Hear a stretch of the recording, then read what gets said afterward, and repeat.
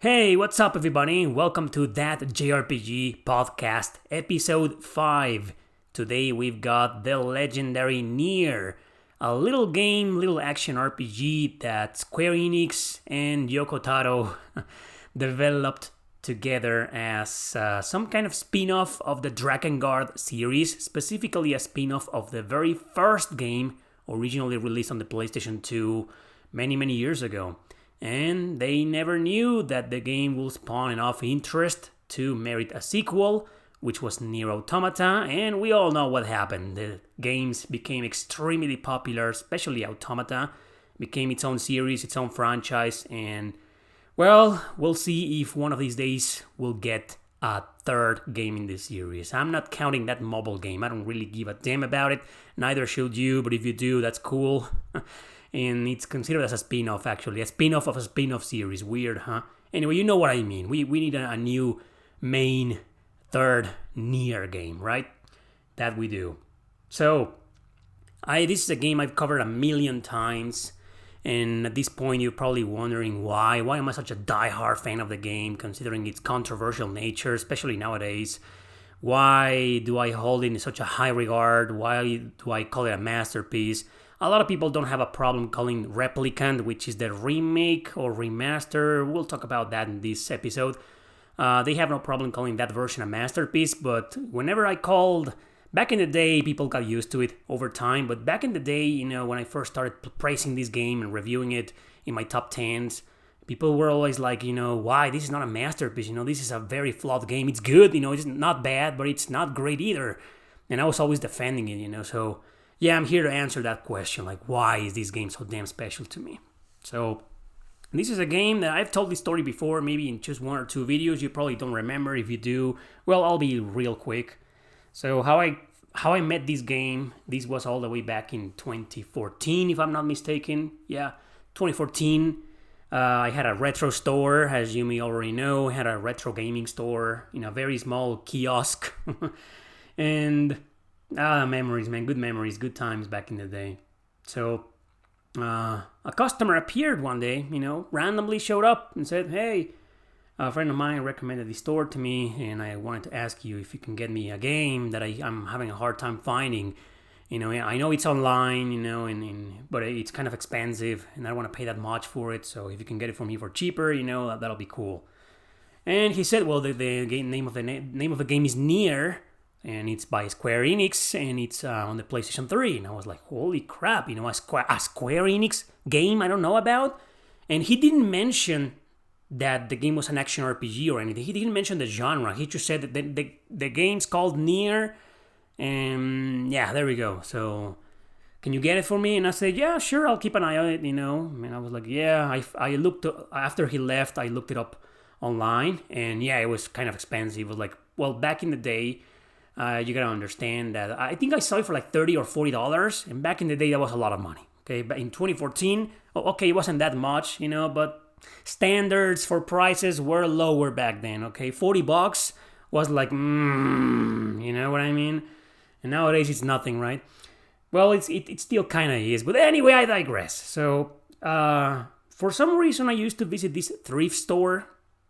I was kind of far away, but it was there, and they sold some games, and I often bought games for my collection, or for, to resell on my store. And miraculously, because I was kind of ready to tell this guy, like the next week, hey, I couldn't find your game, sorry, but miraculously, there it was. It was fate. I'm not the biggest believer of fate or destiny or whatever, but it was just there, waiting for me. Of course, I didn't know that I was going to play the game and become such a huge fan, but it was there, but the game had no manual. But it was dirt cheap. I think I paid like $10 for it, I was like, oh yeah, if the guy doesn't mind that the game doesn't have a manual, I'm going to score me, I'm probably going to double my money at least. So, yeah, I went home, I didn't test the game because it looked in great condition. PS3 games, Blu-ray games, they always look great. So, yeah. When the guy showed up finally, because I told him, hey, I got your game. He showed up, and he saw that the game didn't have a manual. And he was like, nope, sorry. Yeah, I'm one of those collectors. And I told him, You know what? I am too. Yeah, I understand. I didn't get angry or anything because I'm the same. I don't like when my games don't have a manual. I know most games from PS4 and up above, don't have a manual. That broke my heart when that happened many years ago. But yeah, I'm that guy too. I don't like collecting games that are supposed to come with a manual and that don't have a manual. So yeah, I understand. Don't worry about it. No big deal. Inside my head, I was like, I paid $10 for it, so I might as well just resell it somewhere. I mean, just put it online or post or put it here in the store, whatever, I'll figure it out. So anyway, I got so curious about it because the guy was such a big fan. That second time he appeared and rejected my my copy because it didn't have a manual. He was like, well, I'll just keep looking, but if you find it with a manual, let me know. Of course, I did find it with a manual, but that was like years later, so. And I kept that copy for myself. So this no manual copy, I took it home because the guy told me that the game was great, it was awesome, unique, special, blah, blah, blah. And I was like, oh, wow. So I gotta try this game out, right? So I went home and I was like, expecting nothing, I put it on my PlayStation 3, played it, and yeah, you know the rest. Fucking surpassed my expectations. And I really loved it and I couldn't stop playing it. And man, it's just how the game starts and how the game jumps. Like half an hour later, you're in a completely different setting, It's just, man, what a wonderful, unique, and intriguing game. And the music, oh my god, what the hell am I listening to? In this kind of post-apocalyptic, dark as hell, tragic game, and all of a sudden this beautiful, overly beautiful music with this overly beautiful voice singing, it was like, what? I mean, it's just, artistically speaking, that connected with me, and I think that's the reason why this game connected with a lot of people. So that's my story, I'm gonna start this podcast, this episode, by telling you what's this game about, and as I talk to you about the story, I will explain why this game is so special to me. I think it's because of the story and the music. That those two factors are what makes this game so freaking special to me, and I'll explain why. Never mind the gameplay. The gameplay is awesome, but it does have a lot of flaws. The characters are cool, but they do have a lot of flaws. I want to talk about something. There's some negative things to say about them. And the graphics the same, the pacing, the world, the controls, it's not a perfect game. Even though I call this game a masterpiece, just like I call a lot of JRPGs out there a masterpiece, no game is perfect. I don't believe in the word perfection. Nothing is perfect in this world. Not even Chrono Cross, yeah. So I do believe Nier is one of those games that... What do people call him? A flawed masterpiece? Well, in my opinion, every single thing in existence is a flawed masterpiece because nothing's perfect. So, what's this game about? You probably already know, but let me refresh your memory. So, real quick, this is a game that starts with... I'm talking about the original version. I will cover Replicant here as well, and we'll go about the comparisons between both versions. But I first would like to tell you about the story that I originally played in 2014. So it was such an obscure game. It was pretty much a hidden gem. It was nowhere close to being mainstream or as popular as it is nowadays, if not thanks to Nier Automata 7 years later, because this game came out in 2010. No one gave a shit about it.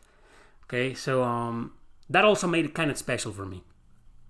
So this is a game that starts you off with a character in Gestalt, the original version, that we got in North America because Japan got both versions, the one with the dad and the one with the brother, But here, in North America, we got the version with the father, that alone, in both the 360, the Xbox 360 and the PS3. So it starts you off with this guy protecting his daughter because, the world has gone to hell and she's got this terrible illness. Like she's kind of almost dying. In a terminal state. I mean, she's not dying at that very moment, but she's like, she has this terminal illness. And the guy is like, what am I going to do? The world is going to hell. This is post-apocalyptic, man. And all of a sudden there's these monsters, these shadows, these shades, these things, with yellow and black, outside of... These guys are in a, I think they are in a convenience store, taking refuge. And he just goes outside to fight them, and then he finds a book once he's done with the shadows. He comes back, and there's this book, and something weird happens, and then all of a sudden you are transported to you are transported to a completely different setting. This place that looks kind of medieval, and they're having like similar issues. There's barely any people living there. The world has been torn apart. People live secluded in small villages, and there are shades and monsters outside of these villages, outside of the walls of these villages. So I don't know, man. The first time I saw this plot and I understood what the game was about, and that little time jump that seemed like completely weird. I mean, the guy's daughter is still sick, and but they don't seem to talk about the events that happened before in the modern setting in the grocery store. It was just, I mean, it's a game that intrigues you at the very beginning, no matter what. I mean, how can you not be intrigued by this? Like, what's going on? And the more you play, the more you anticipate that moment, the explanation moment. Like, when is this game going to tell me what's going on?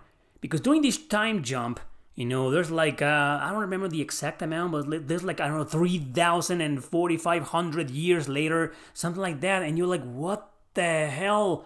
And when you see that, you immediately think you're not going to play with these characters anymore. It's going to be new characters or something. But no, the same characters, the same guy trying to find the cure for his daughter. Or if he played Replicant, for his sister, little sister. So that right there is like messed up. That is some David Lynch level of storytelling. Like, what the hell? What the actual hell? So that intriguing moment and that anticipation, the more you play the game, the more desperate you start becoming. Because you don't get an explanation of this. I mean, actually, you never get an explanation on what happened. You need to figure it out for yourself. But the game does give you certain revelations. The story reveals certain things. And you need to pay attention and connect the dots by yourself. Kind of like, this is how I wrote my book, Nick's Inferno.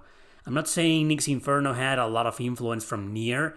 It was more influence of David Lynch movies. But yeah, I guess you could say, I was also kind of influenced by Nier, by this level of storytelling. Like, you read my book and you want to know, right? The more you advance, the more like, when am I going to get an explanation what the hell is going on? Right? And Nier Gestalt is the same. Like, what the fuck is going on? And yeah, I'm not going to spoil anything. We'll get to the spoilers section near the end of the video. I'll let you know, as in every episode, when I'll start talking spoilers. Right now, no spoilers. But yeah, that's one of the reasons why the game is so special to me. Because in terms of storytelling, there's barely any games like it. Like, only very few I can think that do something similar, like Chrono Cross. Like, how the game starts and, all of a sudden it was just a dream. And then all of a sudden you go into another dimension and you're dead in another dimension like that. Well, like, it's just messed up, it's just crazy. It's crazy storytelling, but that's what I like. And that's why I like Nier so much in the story. But yet another reason why I like the story, there's two big reasons. I just gave you one. It's 3 reasons. I just gave you the first reason. The second reason requires big spoilers, which is one of the most messed up plot twists. And when you realize the plot twist, you're like, ooh, what? Are they serious? And the characters don't make that big of a deal out of it. Enough to, you don't get you get way 10 times more impressed. And it's more impactful to you. But it could have been more impactful had the characters reacted to it. But, oh damn, I'm spoiling everything. Anyway, so that's it. All I'm going to say is that the game has one of the best plot twists of all time in the history of JRPGs. And I'll discuss this at the end. So the third reason is because of how the story is told. How, like I mentioned, you are constantly waiting, for an explanation. But the more you advance, the more weird things happen. And you are constantly thinking about the first thing you saw, the first scene you saw. And it takes a long time for you to get there, to start receiving more and more information that you slowly start putting together. And when you finally realize what's going on, or when you think you've realized what's going on, something else happens that breaks that concept you already had of the game and the story. So it's just a very fascinating way of telling your story. I'm aware Drakengard, the very first game, is kind of the same. Like, it has this level of storytelling like no other, but I couldn't get into that game. It's just a chaotic mess of a game, and I can't stand playing it. I think the controls are bad. Both with the dragon and with the Kame, the main character. Anyway, we're not here to talk about Drakengard, but it's just I couldn't get into that game, and I gave it 2 chances on separate occasions, years apart. Nope, maybe third time will be the charm one day, but I don't know. I'm kind of hoping Square Enix will remaster that game or remake it or whatever the hell they decide to do with it. I hope that happens, and then I'll finally be able to get into it. But the original PS2 version, no. But what I'm trying to say is that, Yoko Taro, this guy, I mean, he's messed in the head, I know, he's fucked up, but he's a genius at the same time. The way he tells the stories, the way he writes them, and the way they are shown to you in the form of a video game is just genius. Genius, man. It's another level of storytelling. And the more you advance in this game, in Nier, the more you realize that, there's barely anything like it. Right? There's nothing like it, but there's also barely anything like it.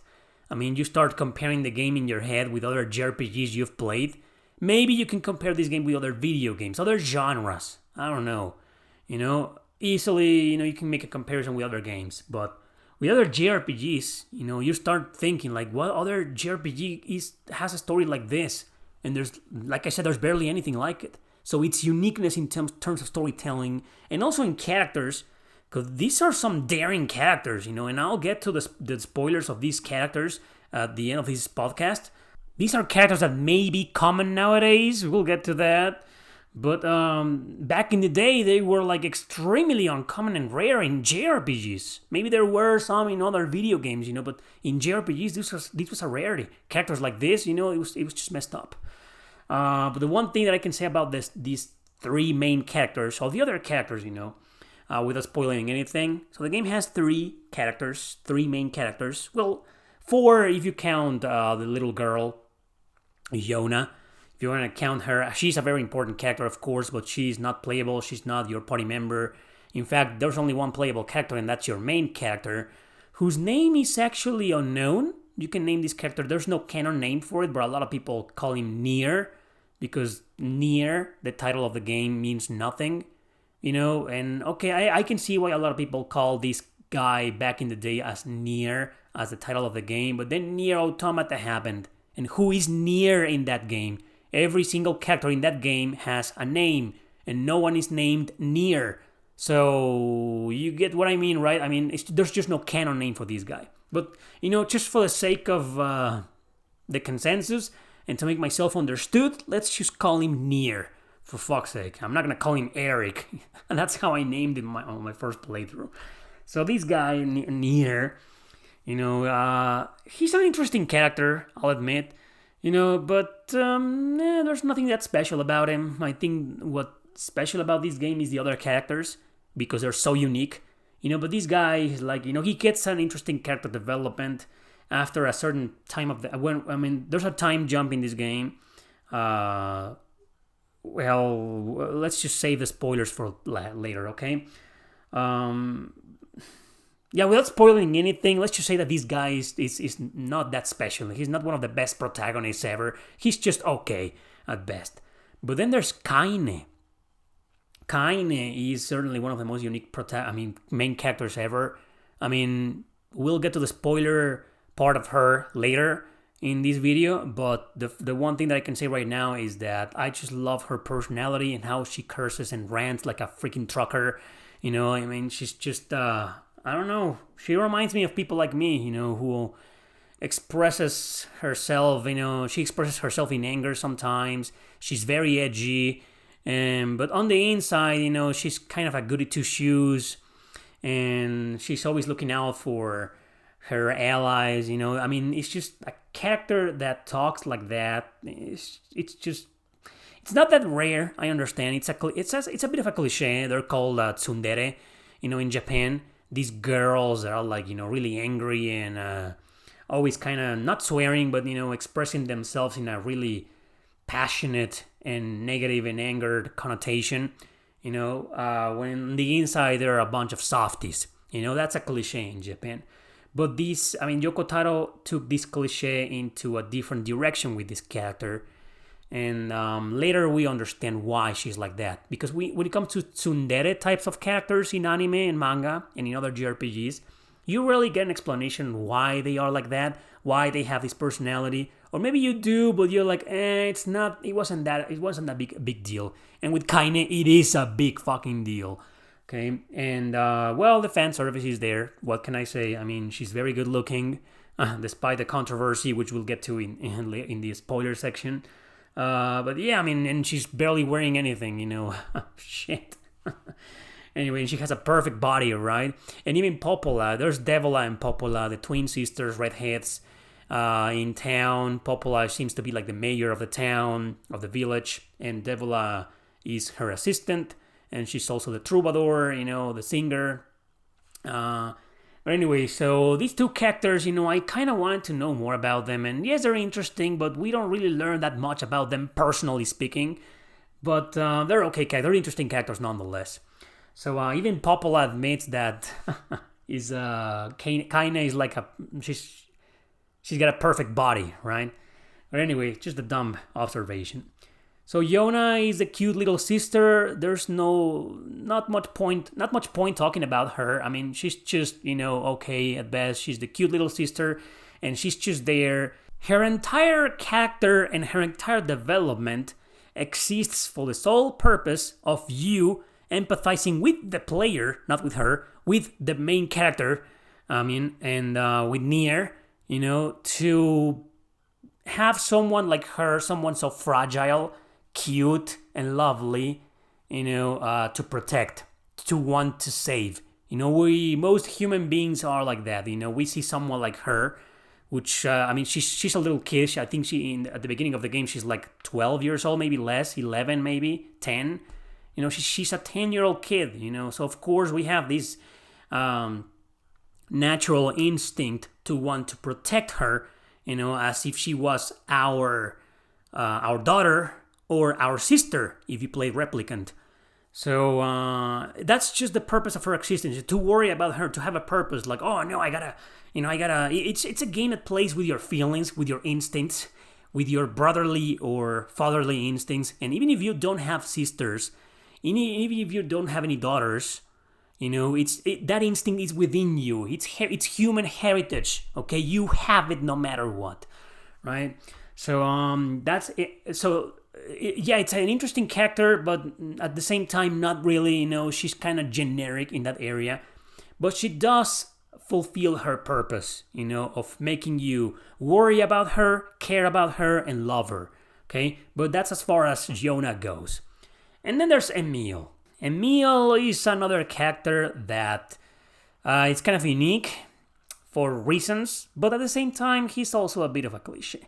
He's a bit of a fanboy, for starters. He looks like, without the mask, he looks like, I don't know, a 12-year-old kid, And then with the mask, which makes him look kind of disturbing, but also kind of cute at the same time.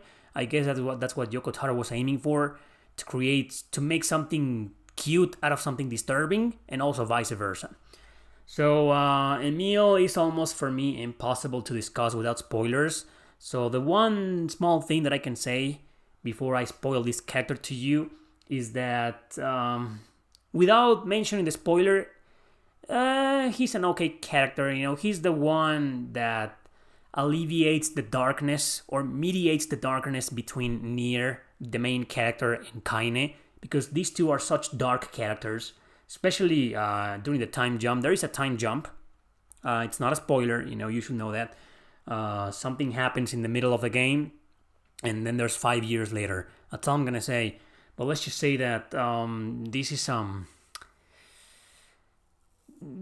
both characters, especially the main character, start getting darker, and Emil, his only purpose, is just to be there, to offer maybe a bit of comic relief every now and then, or to remind these two characters that they're friends and that they should stick together and that they're allies and blah blah blah.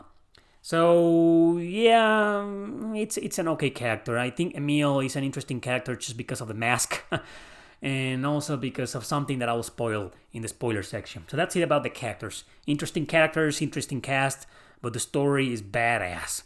So at the beginning of this episode, I told you that the two biggest reasons why this game is so special to me and why I praise it at every opportunity that I can, and why I've recommended this game 10,000 times in this channel, in a million videos. I told you that there were two things, right? And the first one was the story. I think you already know why. If you're not convinced yet, then wait for the spoiler section. But the second reason is the music. The music in this game is fantastic. It's one of the best video game soundtracks of all time, in my opinion, and certainly one of the most unique. And I say unique because of the composition, because of the instruments played, because of the singing, and because it's a made-up language. I think the last time I saw this was in with characters with made-up language. There's been movies like that, right? But I don't know why whenever I think of the music in this game, it reminds me of Echo. I don't know if you guys have played that game, Echo on the PlayStation 2 classic, developed by the same developers who made The Last Guardian and Shadow of the Colossus. And if you don't know this game, look it up. It's amazing. It's an amazing game, beautiful game. But yeah, it just reminds me because of the made-up language. And the singer, she sings with this language that's supposedly made up. It's made up. And she somehow manages to make it sound beautiful. The pronunciation of every made-up word of this made-up, non-existent language, I don't know what they did. Maybe there are videos out there on YouTube or somewhere that can properly explain how they pull this off to make it sound so perfect, as if she was singing in a familiar language. Like, you listen to this singing for the first time and you're like, oh, she's probably singing in, I don't know, Japanese or some language, right? And then you find out that the language was completely made up. And that's awesome because it doesn't feel like it. And when you hear, it's just an amazing singing, right? So, and not only that, it's just the music gets this kind of obnoxious, not obnoxious, that's not the word I'm looking for. This unique relationship, weird but strange, bizarre relationship with the game that connect with the storytelling, with the darkness of it, with the edginess of it, with the tragedy of it, the desperation of trying to save the daughter, or the desperation to trying to find out what the hell is going on, what's up with that scene at the beginning, and what's up with that crazy, insane ass time jump. What's going on with this game? And instead of the music being intriguing and mysterious and suspenseful or dramatic, or tragic, you get this overly beautiful music. The two themes that you hear the most in this game are the town theme, which sometimes if Devil is in the fountain, she's singing. Also a made-up language, also the same singer. I think her name is Erick Evans. So the first time you listen to these themes, they're so relaxing, they're so beautiful and so enthralling. Yeah, they're so enticing, they hypnotize you and you just want to put the controller down and listen to them and pay attention to them, actually pay attention to the music. And then there's the overworld theme. Same thing. Okay, you start listening to these two themes stand out like crazy, and they're so magnificent. But it's just you listen to this music while playing a game like this with blood, there's not any gore, but there's blood, you go out and beat the crap out of the shades, and there's some dialogue and between the characters and between Nier and the book. By the way, during the character section, I didn't talk about Vice. I know that. Okay, I'll leave Vice for the spoiler section because I do want to say some things about this book, that talking book. And yeah, he's a very interesting character, but to talk about him, I require spoilers, so let's just leave this character for the spoiler section. Sorry about that, about missing Vice, one of the most important characters in the game. The one character that, next to Kaine, he's the one with the most dialogue in the game. He talks way more than your main character. Voiced by Liam O'Brien, an amazing actor who also played the original Akihiko. And Nier, the main character, is voiced by Jamison Price. Love that guy. And Laura Bailey plays Kaine. Amazing actress, very versatile actress. I love her. Anyway, so back to the music. The last thing that I want to say is the music is just makes this kind of weird yet comforting soundtrack contrast to the game, to the story. and it's just perfect. It's beautiful, and it makes you. I mean, the music being this strangely beautiful, it's also intriguing. It intrigues you, like, why this music, and why am I feeling like this when I play the game? Because it's very nostalgic music with that small touch of melancholy. Okay, it's melancholic, but there's something nostalgic about it. It's like you listen to this music and you want to give in to the music. I could go on forever with the music. I could make an entire podcast episode, just talking about how amazing the music it is. And I just discussed two themes. There are other themes. The final boss theme, or the fight with which is pretty much a remix of the town theme. The certain boss battle, one of the last boss battles, epic. And then there's the robots dungeon, the automatons dungeon. Also a very memorable theme. So it's such a beautiful soundtrack, man, and it makes it perfect. Kind of feels like it completes the equation of the game story. Like, if you write this story, what kind of music do you think will fit into the game? And this is the last thing you want to hear in a story like this. This is the last thing you think about, the last music, the last melodies you think about. But when you put them together with the story, it's just freaking genius. Alright, so yeah, those are the two biggest reasons why this game is so damn special to me. I'm a musician myself, but I'm a failed musician. But without getting into my music career or anything, let's just say that I understand music, and I understand the need, or the not the need, the what's the word, like the the passion, or like the desire, to compose this type of music for this type of dark and edgy as hell tragic story. Okay. It's just mind-blowing. Another example of this is The Thin Red Line, my favorite movie of all time. World War II, one of the very few movies I've seen based on World War II where they don't depict the soldiers as heroes. They depict them as human beings, afraid, sad, angry, and the music composed by Hans Zimmer is the best thing about the movie. And it's what won me over. I think the music is the biggest reason why that movie is my favorite movie of all time. And you go and listen to the soundtrack, and then you watch the movie, and you're like, damn. Well, it's the same. It's the same with Nier. That's how much the music means to me. Anyway, so the graphics in this game. The graphics in Replicant look badass. They look awesome. And if you play on your PS4, if you play on a vanilla PS4 on the first edition, they're special. They look great, but not that great. Play on a PlayStation 4 Pro or on a PS5, and it looks bunker. It looks amazing. It looks perfect. Barely any frame rate issues. There's barely any technical issues. Close to zero issues. The performance is amazing. So, in terms of graphics, this is the preferred version to play. And I do believe that the characters look prettier and more polished than in the original. They look kind of grayish, kind of rough in some areas. In some of the, I don't know. It's the style. Okay, I'm not saying the original version has bad graphics. It doesn't. But the colors, how they were handled, and the tones, how they were handled. If you understand a bit of art, you know what I'm referring to. It feels like a very gray game, and they're way more polished in this remake, remaster, or whatever. So let's talk about that. But before we jump into the dilemma or the confusion about remake and remaster, I want to say that the graphics in the original game aren't bad. They look better in Replicant, sure, but they aren't bad per se in this first version on PS3 or Xbox 360. I just think that they may have been done on purpose to give that color that means, or that tone, that tonality that means, that equals despair.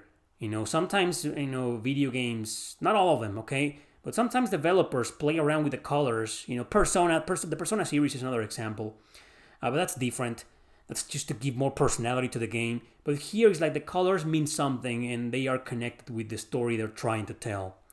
And in Replicant, while they look fantastic, better, more beautiful, detailed, and whatever you want to call it, yeah, I just don't get that feeling of despair and sadness and melancholy and nostalgia anymore. It was more present in the original. You see? So that's just my take on the graphics. Okay, that's all I want to say. So remake or remaster? Is Replicant a remake or a remaster? It's actually a bit of both. They grabbed the original source code. What is a source code? For those who don't know, it's the programming of the game, how it's all programmed with zeros and ones and numbers and codes and letters. They took all of that and they changed some things. They had to, because the battle system, the controls, the battle interface and the controls in Replicant is different. I mean, if you play the original, if you own both games, do yourself a favor and play both versions. If you have a PS3 and a PS4 or a PS5, play both versions. Maybe not simultaneously, just play one and then the other, and then you'll notice the difference. One of the biggest differences is because in Gestalt you play as the father, who's this bulky, muscular guy, so he feels heavier, And in Replicant you play as the guy, okay, as the brother, as the younger version. So this younger guy, of course, is more agile, less muscular, and he moves faster. But guess what? Gameplay spoiler, not story spoiler, gameplay spoiler. At some point in Replicant, you can do these missions where you control Father Nier. Okay? I'm not going to say how or explain anything about them. Let's just say that they're optional. They're there, kind of like side quests, and you control this guy. And he feels just like Brother Nier. Maybe just a little bit slow, but that's about it. Okay? He feels just as fast. So you know what I mean? It's not like, oh, of course Replicant feels better because the guy is less muscular and younger. Not really. It's because they redid the entire battle interface. It's the same battle system. It's hack and slash. Your character can control different types of weapons. He can control, a sword and a lance and a big sword and I think an axe at some point. But how do you can't, what I'm trying to say to make you understand is you can't remaster the battle mechanics and change them. Because the moment you change them, you're no longer remastering. You need to understand the true meaning. Look up the word on Google or Wikipedia or wherever you want, dictionary. Try to understand the meaning of the word remaster. Okay, remaster is just grabbing the same thing. I explained this several times before. You grab the same thing and maybe you put makeover, to make up. You do some kind of makeover. You put makeup on it. You don't change anything. You don't remaster. You don't redo anything. Okay, so that's a big difference between a remake and a remaster. And in a remaster, developers may not change. Well, they may change the dialogue. Okay, the story, and that's another thing. That's easier to do. You're not remaking the dialogue. It's just changing things. But when it comes to graphics, battle mechanics, and stuff like that, all you're doing is polishing the game. Okay, making it look prettier. But you're not changing anything. In Replicant, several things have changed. Okay. Oh, sorry about that. The graphics, which are the most notorious, and this is the same thing as with Xenoblade Chronicles Definitive Edition, you can tell the difference between the art style. I was just talking about the colors. Remember that 5 minutes ago?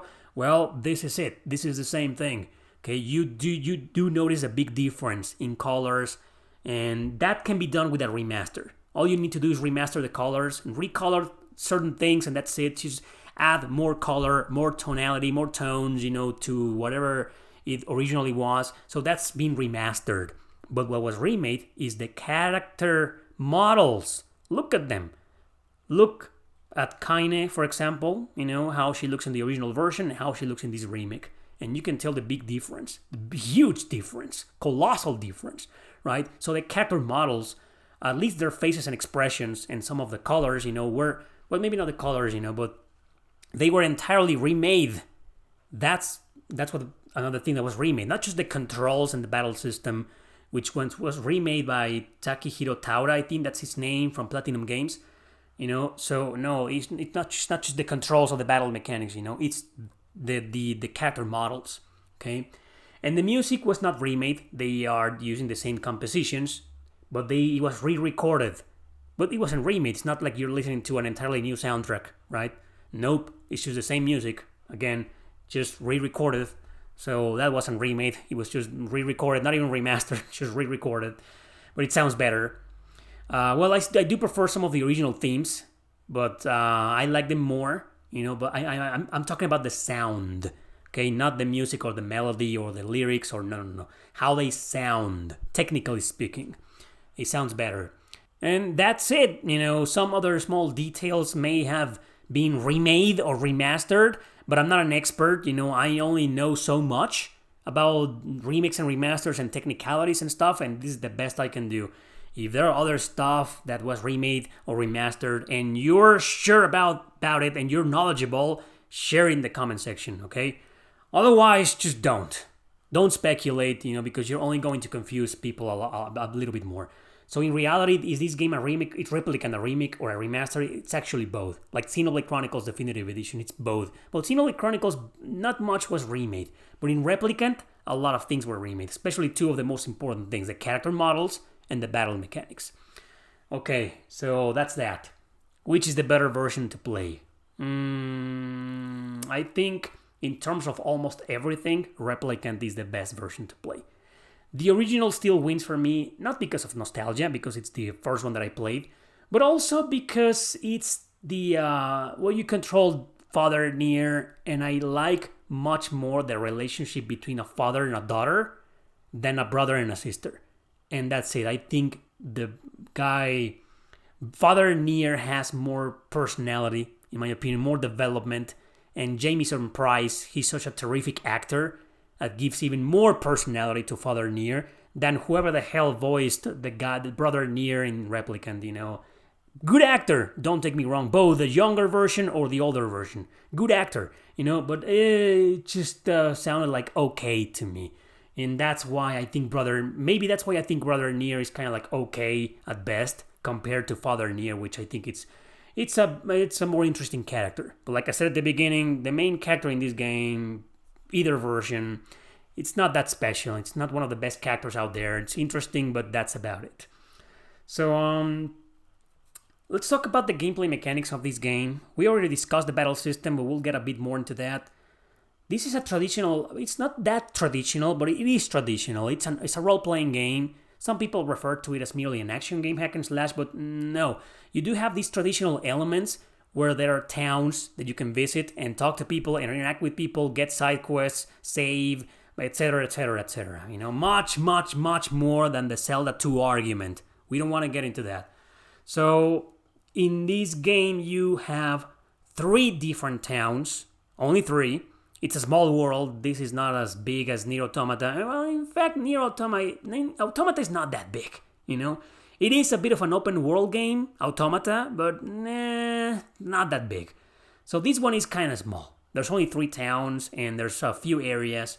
And one of my biggest complaints with this game is that, yeah, sure, it's traditional. There's an overworld and dungeons and ruins and areas in between.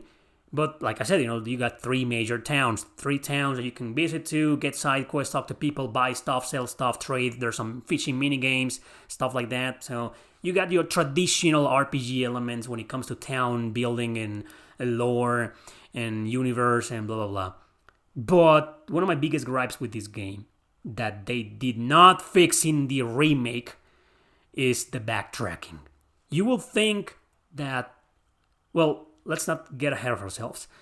What do I mean by backtracking? Like, they make you go back and forth between several areas and towns and dungeons over and over and over again. Again. There's no fast travel feature in the original game. There's no fast travel feature in Replicant, the remake. Why? You think the game was remade in 2021. Okay? You will think... you think to do that, right? To add that feature, a fast travel, because it's annoying. You get a boat. Later in the game, you get a boat. It takes you to another shore, And you gotta walk from there, and you gotta backtrack between the boat and the area, or the boat and the town, and it's annoying. I mean, it's annoying. It's always been annoying since the beginning. This isn't something like, oh, I've been. It's just that I've been getting spoiled by modern games. No, I've been bitching about this since I was freaking 10 years old, having to backtrack in some games. I played Link to the Past, on the Super Nintendo, and you kind of backtrack a lot in that game, especially when you turn into a rabbit. We're not here to talk about Zelda, but you get the point, right? I mean, fast travel should have been a thing since the 80s, since the 90s, but maybe they couldn't pull it off. I don't know. Games got bigger, so eventually, they started adding these fast travel features. But this is something we've seen since the PS2 era. This is our 2021 remake. Why couldn't they add fast travel? Anyway, at least the great thing about the fast travel is that you get to fight enemies in the overworld, and that's how you kind of level up sometimes. There's a regular leveling system. You fight enemies, you grind, you level up, you gain more stats. The end. Okay? The end. So, it's a good thing. But obviously the best thing about backtracking is that you get to listen to the masterful overworld over and over again. And it never gets tiresome. You think you'll get tired of it, like other overworlds in JRPGs. But this one, no, I freaking love it and adore it, so I didn't get tired of it. And there's no skill tree in this game. There's only like a magic system. Magic is controlled by the book. You control the book as well with one button. You can equip several types of magic in this game, certain attacks. Now, in the original version, every time you beat a boss, you needed to every time you reduced their HP to a certain number, enemies have an HP bar here. Thankfully, the bosses have an HP bar, which is amazing. It's a common complaint amongst gamers. I am of the belief that every single boss in existence, in every genre, every video game whatsoever, should have an HP bar. That's how I believe. So, yeah. And, what was I saying? Oh, yeah, the enemies have an HP bar, and, well, every time you kind of reduce that HP to a certain level, you have to... This trigger appears, with a timer, and you gotta use one of the magic attacks, especially the big ones, not the bullet, the kind of easy one, I forget the name, dark something, you need to use a lance or another one more powerful to attack that specific spot, and you need to aim properly in there. So that's why, and this feature is still there on Replicant, but it's far, far easier to pull it off than in the original game. The original game is a much harder game than Replicant. Okay, and I'm telling you this because I've beaten the original game twice, and Replicant, I beat it once. Okay, and I actually beat it recently.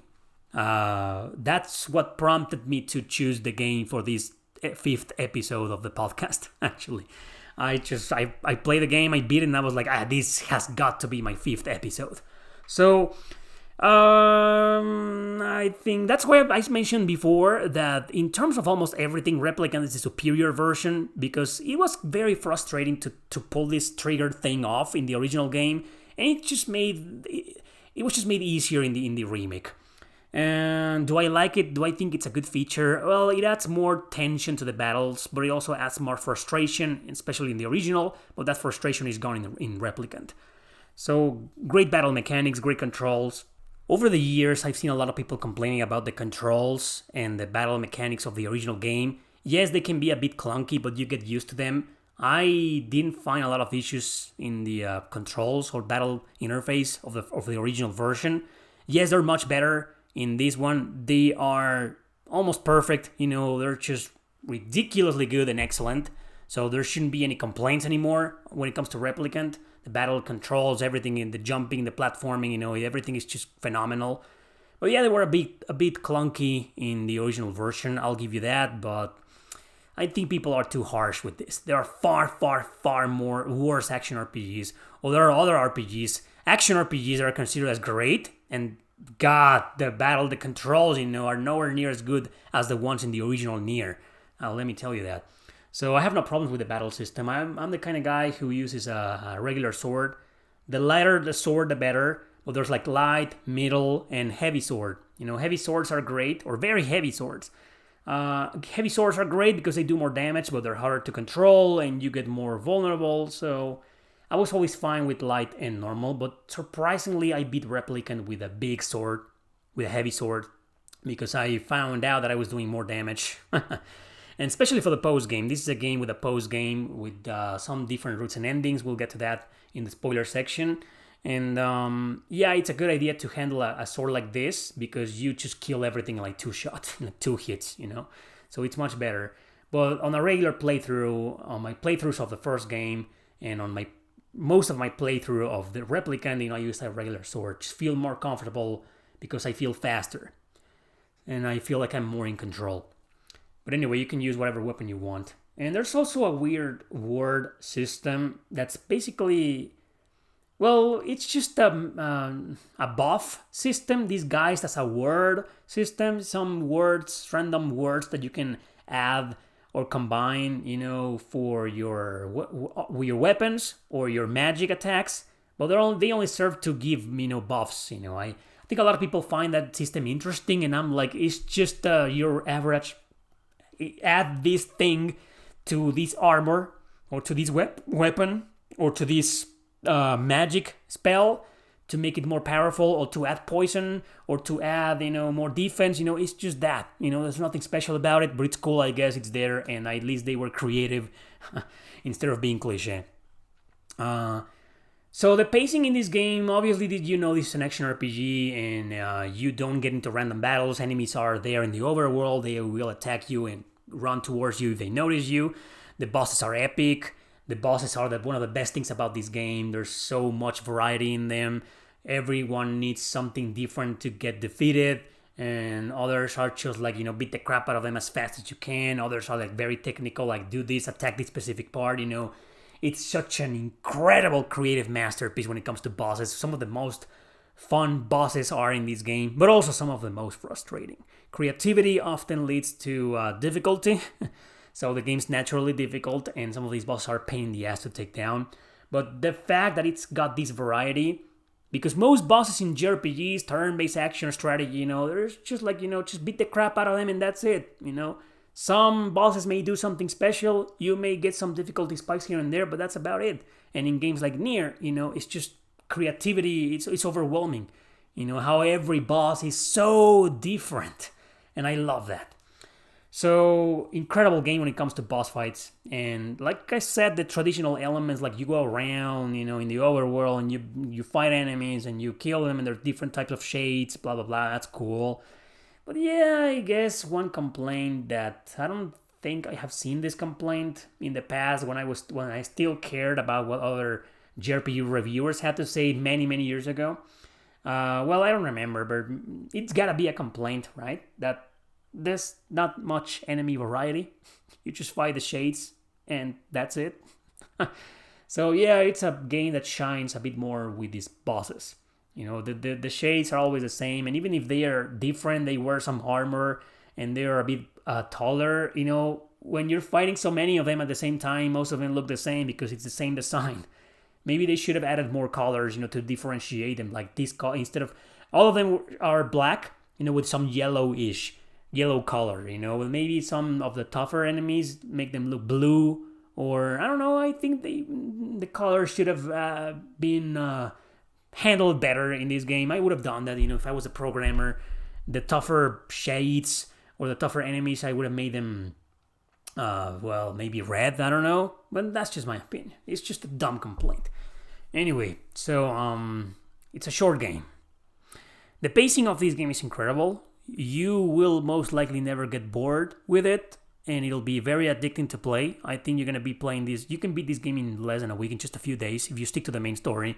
If you do side quests, you know, I don't think this game is going to take you over 2 weeks to beat, unless you play like, I don't know, maybe 20 minutes a day. But if you play a couple of hours a day, you know, it's going to take you like 2 weeks if you do side quests and shit. Side quests, in my opinion, are not fun in this game. Most of them are fetch quests, like get this item for this character, or it's just, no. I did a few side quests in the original version, I remember doing that.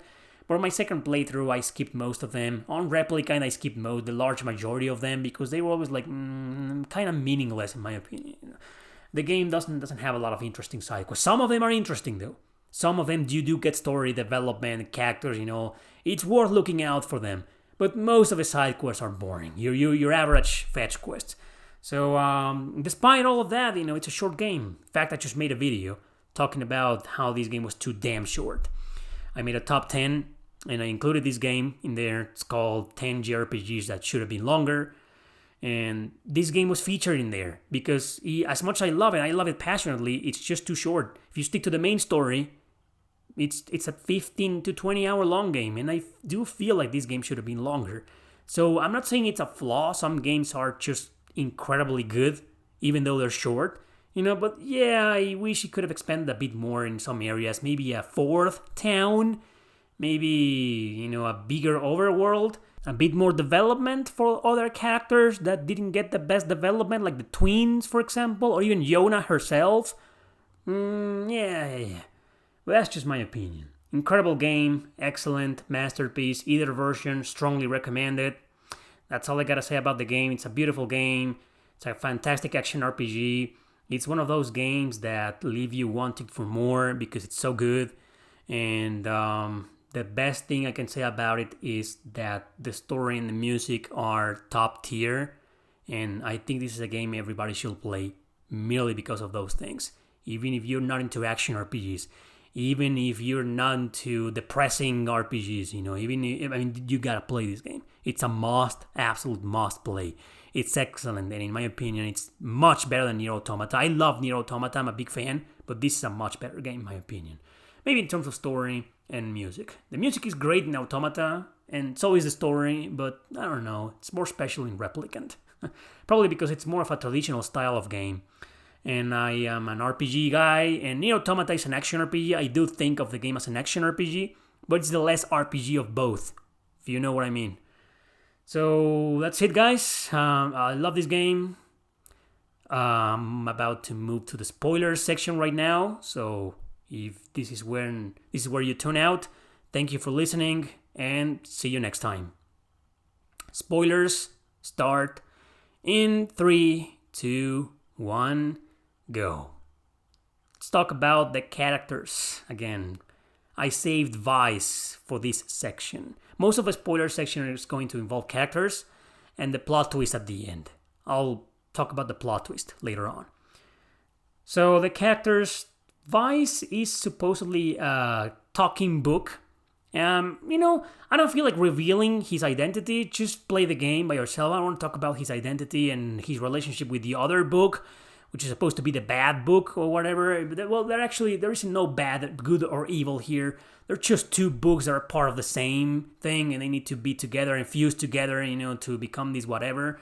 So there's no true good and evil between the books, but the Vice's personality is incredible, and how he just constantly bickers with Kaine, and they insult each other and attack each other. I'm surprised this game. It was released in 2021. I think if this game had been remade in 2024, some things in the dialogue would have been changed, unfortunately. So I'm so fucking glad this was remade in 2021.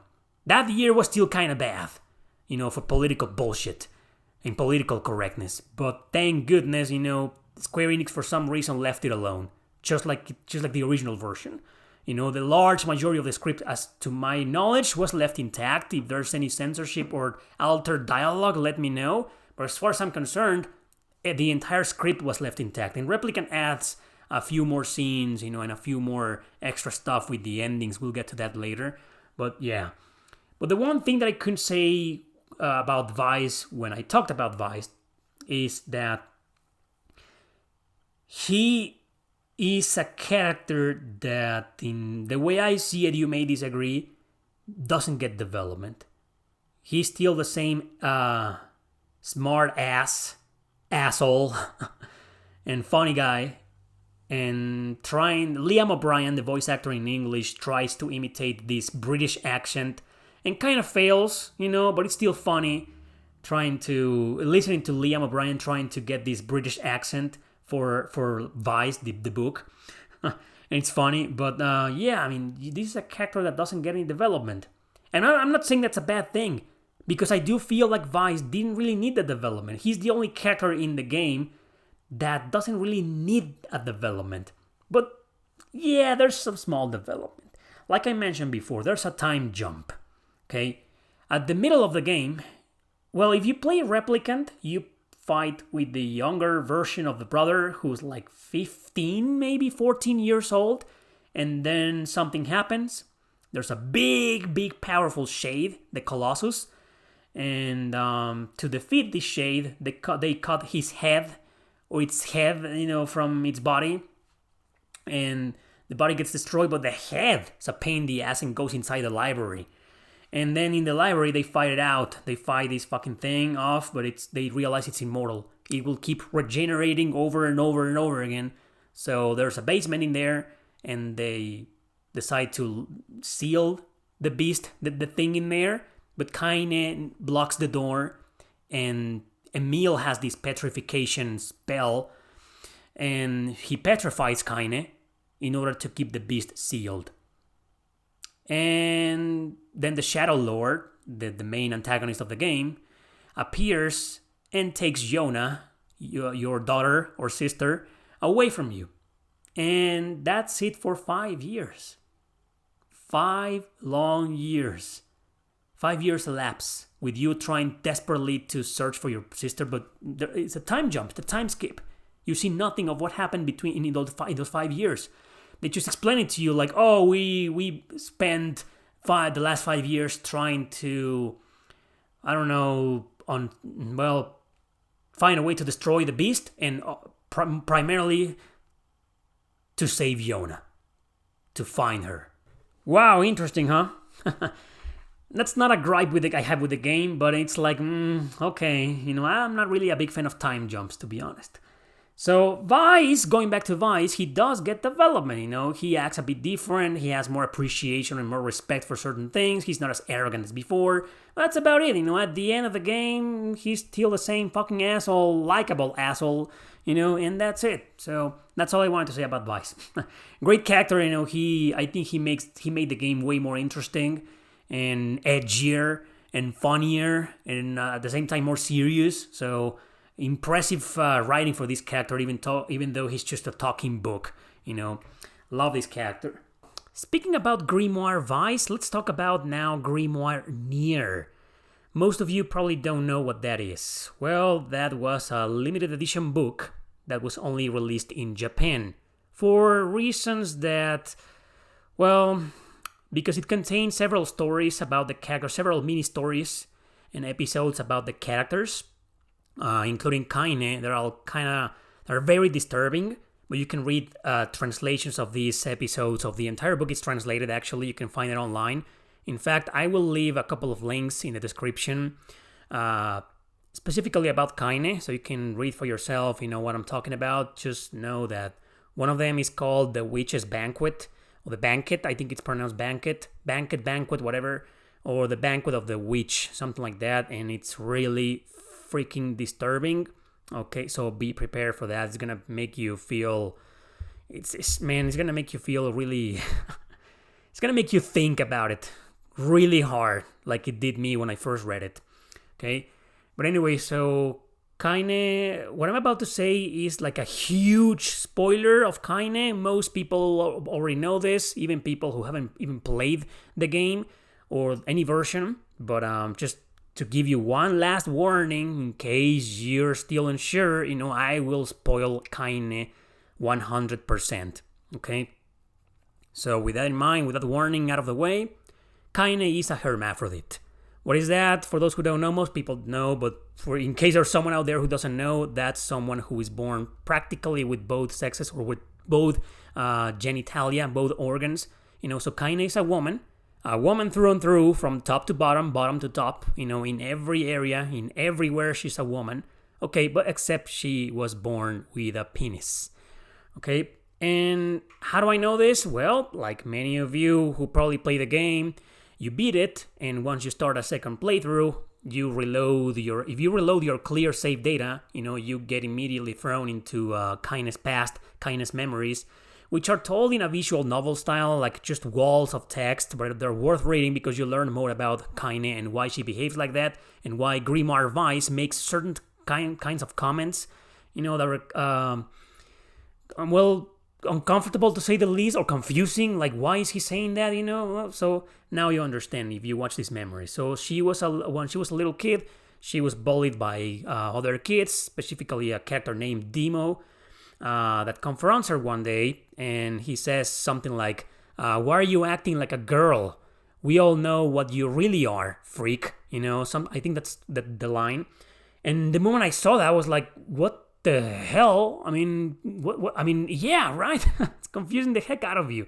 So the moment Demo says that, it sends your mind into a downward spiral. So, like many of you back then when I first played this game, I looked it up, and I did notice before looking it up and before getting to that scene that, well, I'm a guy, I look at girls, and kindness pretty much wearing undergarments. And I did look the first time down there, and I was like, there's something weird here. Like, I don't know if it was a glitch or if it was a bad design or something like that, but no, they made it on purpose. If you look down there at her crotch, there's something bulging in there, bulky in there, and that kind of resembles a penis, right? So you get to watch this scene, and now it all comes to you, and you're like, so what's going on here? So you look it up online, and then you realize that everybody's confused about this, but there's evidence that she's a hermaphrodite. How do you know this? Well, link in the description, everybody. It's disturbing, but that's it's the Grimoire Noir special edition book that came out in Japan exclusively, and once you read The Witch's Banquet, you'll know why it was never localized. Okay, it's pretty damn disturbing, and it shows off, kind of confirms that Kaine has a penis. Okay, and it's also been confirmed in another link that I will leave in the description. It leads to a GameFAQs discussion from some years ago, and there's a translated interview where Yoko Taro kind of states that, well, yeah, she is a hermaphrodite.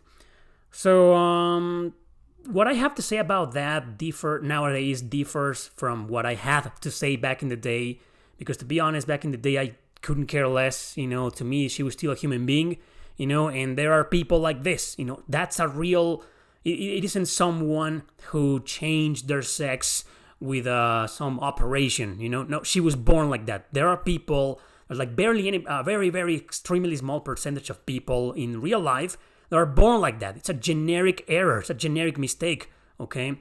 So, I was like, this is natural, it happens. So, yeah, but Yoko Taro writing a character like this and over-sexualizing her to make maybe, this is just a maybe, to make people notice, it's kind of fucked up, right?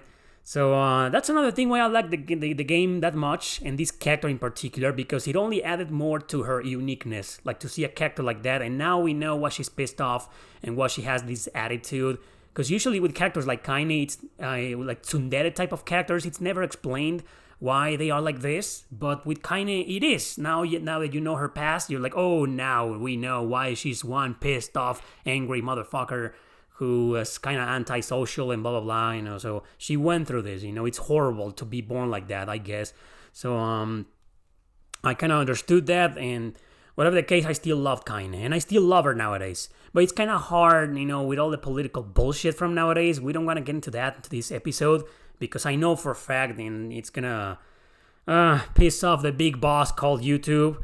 So, let's not waste any time getting into politics, but just real quick, it's kind of hard not to think of, not to associate what these people, the wokies, might be thinking about Kaine. It's kind of like they have maybe ruined this character for me, this character that I really appreciated and loved back in the day. And nowadays, I don't look at her with the same eyes because of this political bullshit, it's just, oh my god, as soon as I heard that the game was being remade in 2021, I was like, man, these people are gonna ruin this game, ruin the character, and also ruin Emile. Anyway, so, Emile is gay. Yep, and there's a scene in the game where it's kind of confirmed, and Yoko Taro has also confirmed in interviews that Emile is gay. And it's also like, when I found out about this back in 2014, when I played the game, I was like, I don't give a shit, I don't care. To me, you guys know me, to me in this world there's just people, I don't care about sexual preferences, I don't care about races, I don't care about colors, I don't care about that, there's just people, But nowadays, exactly, I know what you're thinking, it's kind of hard not to resent these type of people, not the character Emil, I mean these type of people, because they're ruining everything, right? They aren't ruining everything. They've already ruined everything, the entertainment industry. So I got to see Emil and Kaine 10 years ago when none of these mattered. And nowadays it does, and it makes me uncomfortable knowing that Emil is gay and that Kaine is a hermaphrodite, But Kaine is a little bit different, right? I mean, she was born with that problem. And, well, Emil is kind of like another discussion, and I don't want to talk about Emil. Okay, I know we can all speculate about why he turned out that way, why. I mean, you just look at the character play the game, and you probably already know what I'm talking about. He had these really weird, secluded and sheltered life, and pretty fucked up too. So as soon as you learn that Emil was part of these many experiments and with his sister, and his memory is kind of like fuzzy, okay, so everything makes sense why he may have these kind of issues, right? But that's open to debate, that's open to speculation, and to be completely honest, I don't want to get into that. So I just wanted to get that out of the way, that when I learned about these facts 10 years ago, I didn't care. It didn't change my perspective of the characters. It didn't change anything negatively, But nowadays, with all that's happening, it's kind of, it's just almost impossible not to change your perspective a bit and look at these characters not in a resentful way, but in a tragic way. Like, oh my God, now I can't feel the same way I did 10 years ago regarding these characters, and now I feel like, I don't even know how to express it. It's just something that conflicts me a lot. I'm very conflicted by this nowadays. Back in the day, I didn't care, and I may have praised the game because of that, because of the balls of Yoko Taro creating and writing those types of characters and releasing them for a role-playing game. That was freaking insane, but it was really intriguing at the same time and really interesting, and cool. But nowadays, it's kind of the opposite, because we're tired of these types of characters, because they're being forced everywhere, right?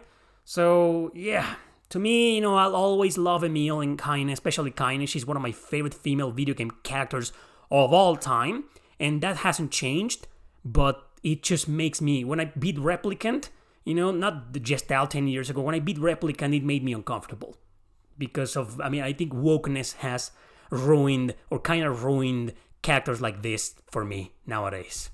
Anyway, so that's it. That's all I want to say about the characters. The last thing I want to talk about this game is the plot twist, and therefore the ending.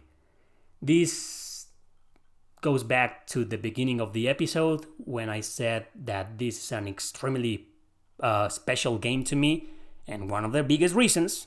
I gave you 3 reasons, and the second one I couldn't discuss because it required a spoiler. Because this is one of the most fucked up spoilers than plot twists I've seen in a JRPG. I've seen far more elaborate and messed up and intriguing and mind-blowing plot twists in movies, series, shows, anime, blah, blah, blah, But in a JRPG, it's rare to see this kind of plot twist. So near the end of the game, you fight Popola and Devola. And you're like, why am I fighting them? Aren't they supposed to be good? Oh no, all of a sudden, no, they were kind of like the overseers of the world, and they were keeping an eye on your main character.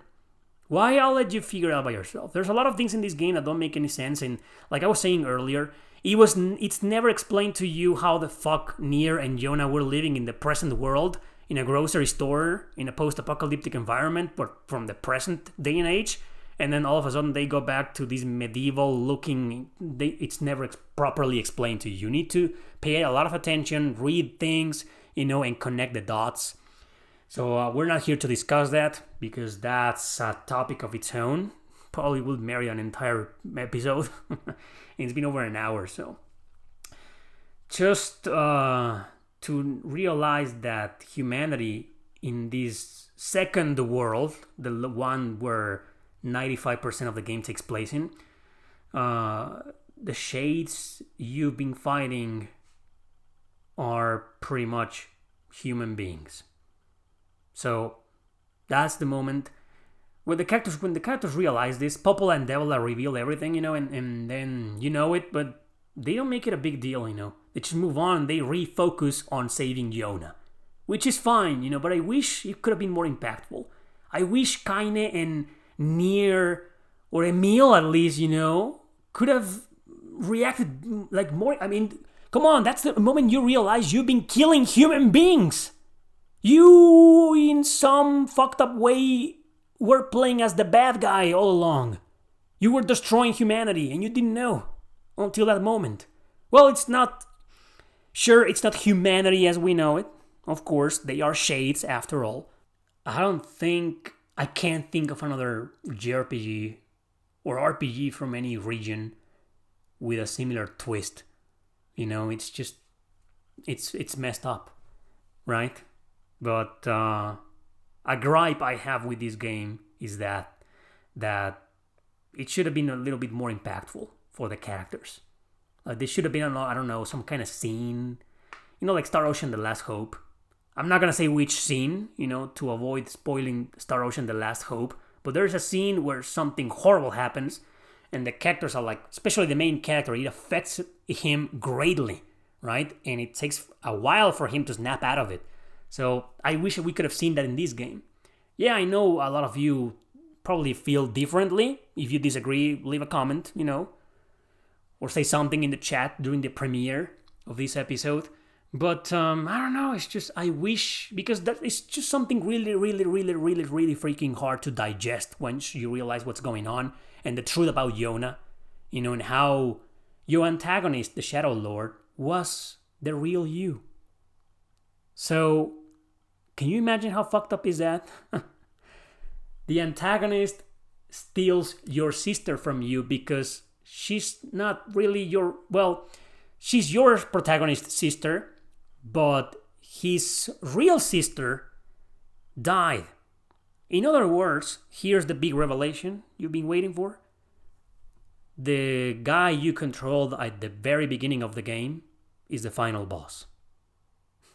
Yeah, sure, you're probably saying, like, isn't he the same person? The same character? Nope.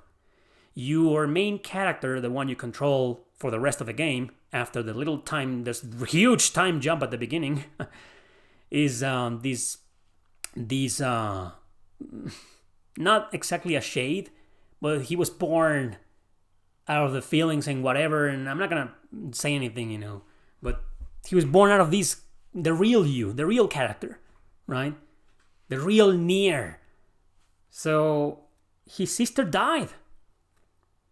And he wants the fake Yona, let's call her the fake Yona, to replace his sister, So that's even more fucked up. When you see that, you're like, what? Oh man. So I was playing as this clone all this time. It's just genius writing, man. How Yoko Taro came up with this story, how he told the story, how he kept us in suspense until the very end. It's mind-blowing. Now you see why this game is very special to me. It's because of the story and the music, but mainly because of the story and this plot twist, and because of the messed up characters. Even though I can't look at Kaine and Emil, especially Emil, with the same eyes nowadays, I don't care. I still think they are fantastic characters, especially Kaine. There's just no other character like her. A lot of other tsunderes come close, but she's such a unique character and I love her, man. But the plot twists are what makes it... forget about Kaine, that's what I'm trying to say. Remove Kaine and Emil, put other generic characters, and I will still be here praising the story, because this is incredible writing, man. I love this when a story, in any format, in any form of art, makes you feel like this. Like it gives you that message, that it impacts you. It freezes you for a moment until you say this is, it does something to you on the inside, and that's Nier for me. Masterpiece. The story in this game, one of the 5 best stories ever written in a video game, not just in a JRPG, in a video game. I've played a shit ton of video games in my life. Mostly JRPGs, mostly RPGs, I know that, but I played a crap ton of them, man, and this is top 5. One of the best stories, almost as good as the one in Xenogears. Xenogears is the best story ever written in a video game for me. Love it. Nier is up there. It's not as great, but it's just almost on the same level. one of the 5 best stories ever written in a video game, period. And that's it, everybody. That's it. Thank you so much for listening. This was That JRPG Podcast, episode 5, dedicated to both versions, Nier Gestalt or Replicant. And don't worry, no matter the version you play, it's just the ending and the plot twists are just as impactful. So give this game a chance if you haven't. But if you made it this far to the spoiler section, you already played the game. So let me know how you feel, and let the world know how you feel. Okay, and don't be ashamed, don't be scared to share anything you have to say about characters like Kaine and Emil. You know, it's time to recover and retake our freedom of expression or free speech, because fuck wokeness. That's the end. Thanks for listening, and also thanks for watching in case you were watching all along. See you next time.